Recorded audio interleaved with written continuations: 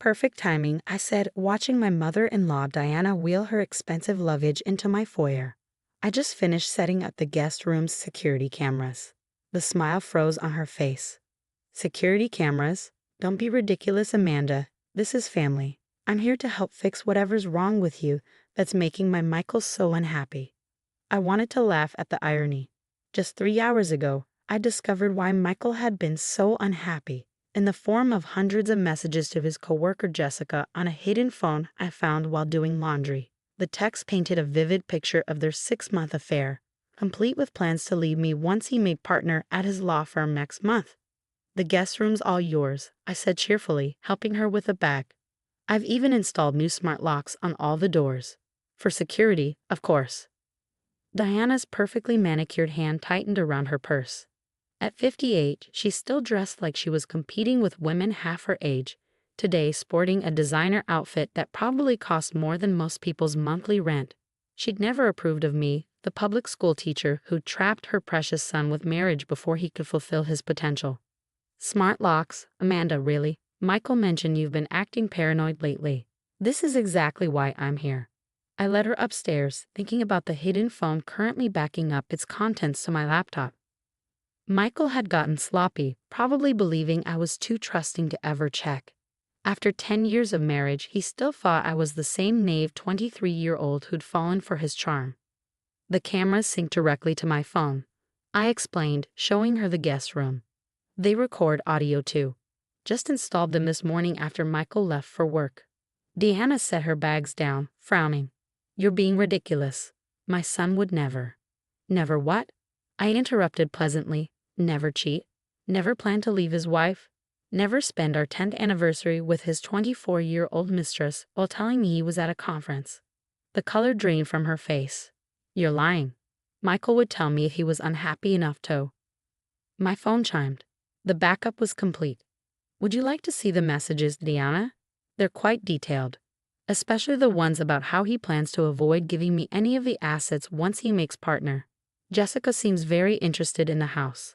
Diana sank onto the guest bed, her composure cracking slightly. If there's been some indiscretion, I'm sure we can fix it.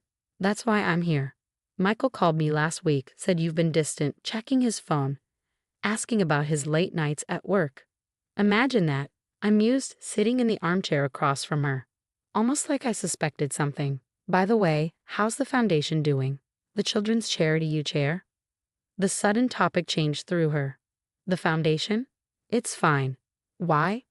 Just curious. Since you handle all the finances, must be challenging keeping track of all those donations. Her eyes narrowed. What are you implying? Nothing yet. But you might want to check your text messages with Michael from last month. The ones about moving certain funds around before he leaves me. The charities board might find those interesting. Diana stood up so quickly she almost tripped on her designer heels. You're bluffing. Those messages were deleted. Were they? Want to bet your reputation on that? I pulled out my phone, holding it just out of her reach. Amazing what data recovery software can do these days. Almost as amazing as finding out my mother-in-law helped plan her son's divorce strategy.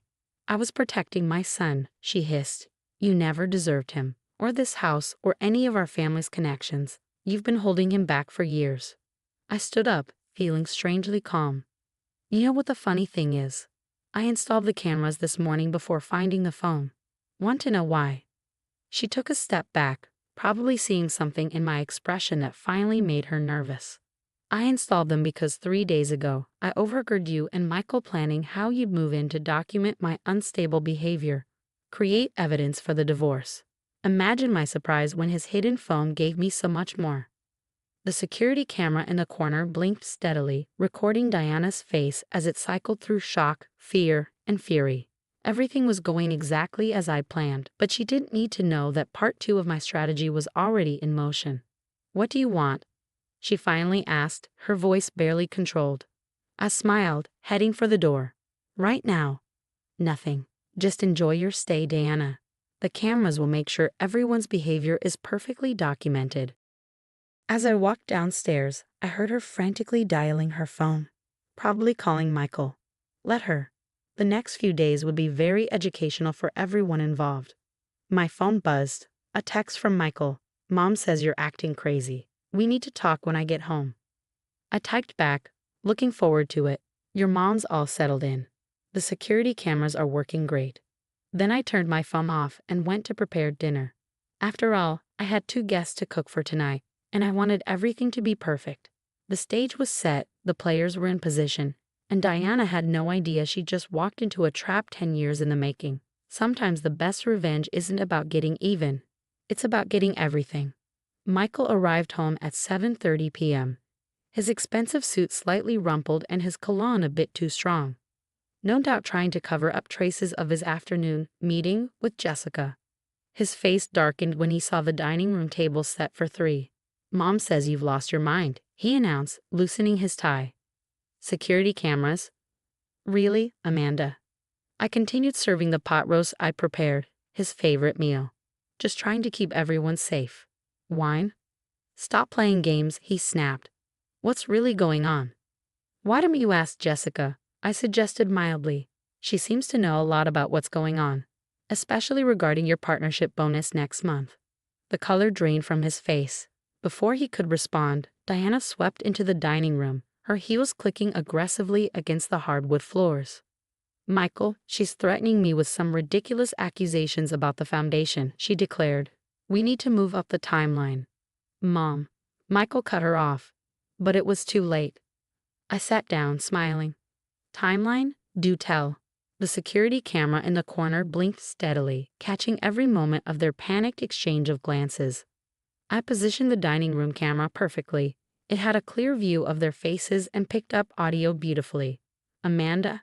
Michael tried his lawyer voice, the one that had first attracted me when we met. You're clearly under a lot of stress. Maybe we should discuss this privately. With the cameras off, I asked innocently, but then how would we document my unstable behavior for the divorce proceedings? Diana's fork clattered against her plate. Michael's jaw tightened. How did you? No. I finished for him. Let's see, was it the hidden phone in your gym bag? The foundation transfers your mother helped you arrange, or maybe it was overhearing you both plan this little intervention 3 days ago. You went through my phone. His voice rose with indignation. No, your other phone. The one you used to text Jessica about your plans for my house once you're made partner. She has quite expensive taste in renovations. Michael stood up so quickly his chair tipped over. You had no right. Sit down, I said quietly. The cameras are watching, remember? Wouldn't want to appear aggressive on video. He sat, hands shaking with rage. Diana hadn't touched her food, her face a mask of calculated concern. Whatever you think you know, she began, we can discuss this as a family. We're not family, I interrupted.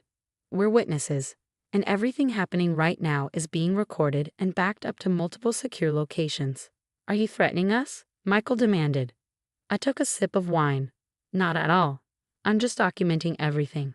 Like the fact that you're wearing the same suit you wore in the photos Jessica posted from your business lunch today.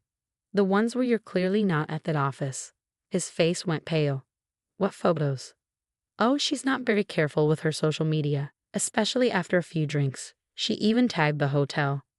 Diana jumped in, trying to salvage the situation.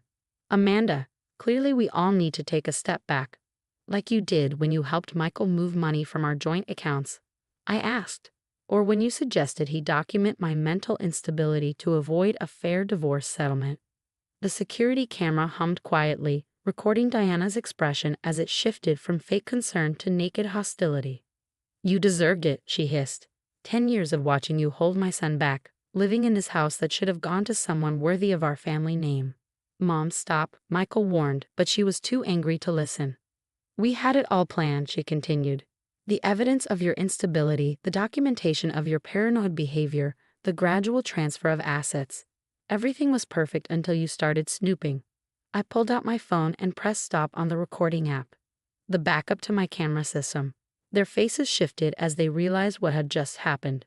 Thank you for that confession, I said cheerfully. The cameras caught it too, of course. But it's always good to have backup evidence, especially regarding the foundation funds. Michael slumped in his chair, his lawyer mind finally catching up to what had just happened. Diana's hands trembled as she reached for her water glass. What do you want? He asked quietly. I stood up, smoothing my napkin. Finish your dinner. We'll discuss terms tomorrow. I have all the documentation my lawyer needs, including evidence of financial fraud, conspiracy, and deliberate manipulation of charitable funds. The question isn't what I want. I paused at the doorway, turning back to face them. The question is, what are you willing to give up to keep this quiet? As I headed upstairs, I heard Deanna's sharp whisper, "Fix this, Michael. She's bluffing."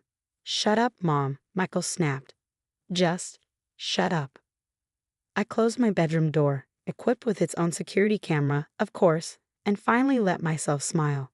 Phase 2 was complete. They'd walked right into it, their arrogance making them sloppy, their sense of superiority blinding them to the trap until it was too late. Tomorrow would bring Phase 3, but for now, I had one last call to make. I dialed my lawyer's number, knowing she was waiting for my update. "Did you get it?" she asked. "Every word," I confirmed. "The foundation confession, the conspiracy admission, everything. Your timing with Jessica's social media posts was perfect, by the way." Well, she laughed, amazing what a sympathetic bartender can accomplish. "Get some rest. Tomorrow we present our terms." I ended the call and lay back on my bed, listening to the muffled sounds of argument floating up from the dining room. Diana and Michael were probably realizing just how completely their plan had backfired. Sometimes the best defense isn't just being prepared. It's being prepared long before your opponents even know there's a battle coming. The next morning, I sat in my lawyer's office. Across from me, Michael and his mother, Diana, looked uncomfortable in their expensive chairs. On the table lay all the proof: bank records, text messages, social media posts, and worst of all, video footage from the night before. "Let's talk about the terms," said my lawyer, Catherine, calmly. "Mrs. Walker has been more than fair, considering what's happened." Michael leaned forward, trying to sound professional. "Before we go on, I want to talk about whether those recordings are even legal." "This is a single-party consent state," Catherine said quickly. "And here's the paperwork about the foundation." She pushed a folder across the table. "I think the board would be very interested in this." Diana's hand trembled as she took the folder. Her perfect makeup couldn't hide how tired she looked. "This is blackmail," she whispered angrily. "No," I said quietly. "This is called taking responsibility." Catherine opened her laptop. "Here's what we want. Amanda keeps the house, paid off. The joint bank accounts will be split evenly after the hidden money is returned. And the foundation documents won't be made public as long as you both sign a contract promising to keep quiet about all of this." "That's crazy," Diana snapped. Michael earned. "Mom, stop."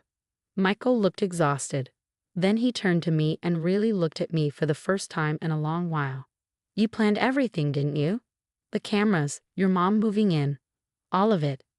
I nodded. "I learned from watching you. 10 years of seeing you work in court taught me how to build a case." He looked impressed, despite himself. "And Jessica's social media posts. Let's just say bartenders are more loyal to good tippers than to smooth-talking lawyers," I said with a small smile. She was happy to help Jessica post freely. Diana jumped up. "This is insane. We won't agree to." "Sit down, Mother," Michael said sharply.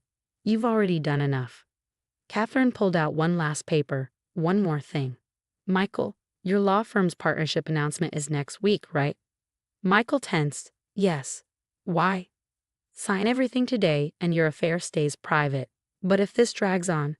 She nodded toward the evidence. "Let's just say most law firms don't like drama." The room went quiet except for the hum of the air conditioning. I watched Michael think. Finally, he picked up a pen. "Where do I sign?" "Michael." Diana cried. "You can't." "Enough," he said. "You're going home today. You've caused enough damage."